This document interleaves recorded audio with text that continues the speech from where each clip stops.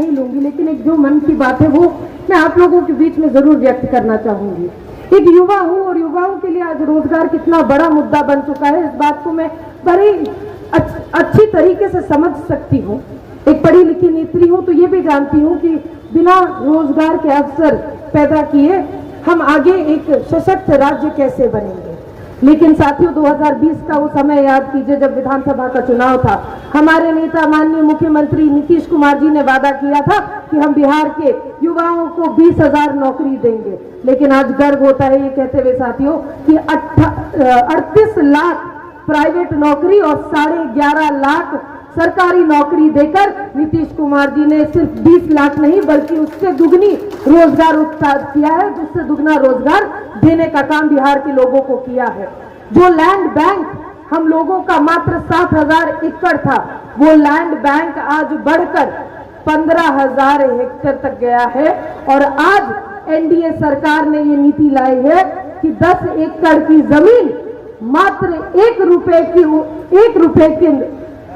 उद्यमियों को दिया जाएगा, जो 10 एकड़ की जमीन पर 1,000 युवाओं को, बिहारियों को रोजगार देगा।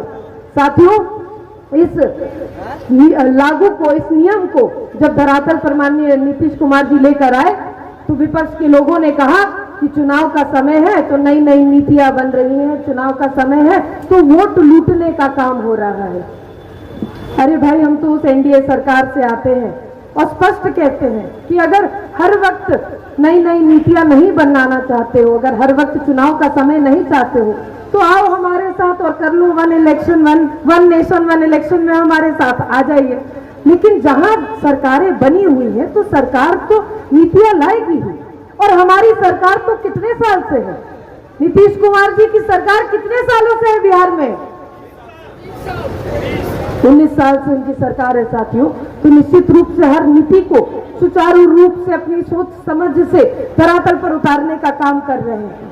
शर्म तो ये आती है कि जब 125 यूनिट बिजली फ्री हो गया और घर घर तक 0 बिल का जब पर्चा पहुंचने लगा तो विपक्ष के साथी हैं जो आज इस बिजली के युग में जहां एक तरफ हमारे नेता निःशुल्क बिजली देने का काम कर रहे हैं, 125 यूनिट बिजली फ्री देने का काम कर रहे हैं, वहां कुछ विपक्ष के नेता अपने हाथ में लालटेन लिए घूम रहे हैं।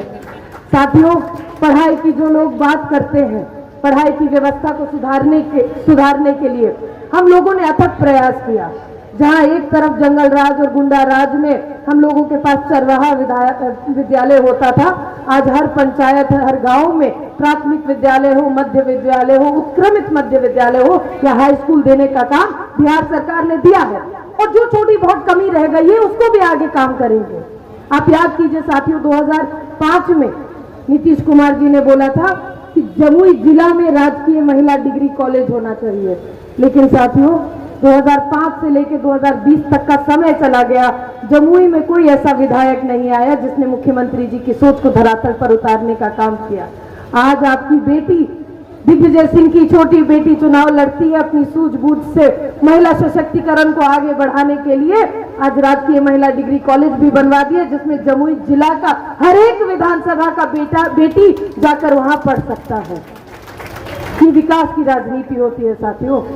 और जो लोग हमारे बीच आज विपक्षी दल लेके, कोई पीला कोई हरा रंग लेकर हमारे बीच आता है और जात पात के नाम पर राजनीति करना चाहता है, धर्म के नाम पर राजनीति करना चाहता है, वर्ग के नाम पर राजनीति करना चाहता है, उन लोगों को मैं आज इस मंच से सिर्फ एक और एक संदेश देना चाहती हूँ कि तुम जातिवाद के नाम पर हमें तोड़ोगे, हम राष्ट्रवाद की सोच से तुम्हें जोड़ेंगे। इन्हीं शब्दों के साथ साथियों, समय कम है, बातें बहुत सी हैं, लेकिन आपका ये प्यार, ये आशीर्वाद मुझे शक्ति प्रदान करता है कि भले ही मेरा क्षेत्र जमुई विधानसभा क्यों ना हो, लेकिन मैं जमुई बिहार के हर एक उस वंचित व्यक्ति और महिला के लिए बिहार विधानसभा में लड़ पाई। आपका ये प्यार और आशीर्वाद ही मेरी सच्ची आशीर्वाद है, सच्ची शक्ति है। बहुत बहुत धन्यवाद।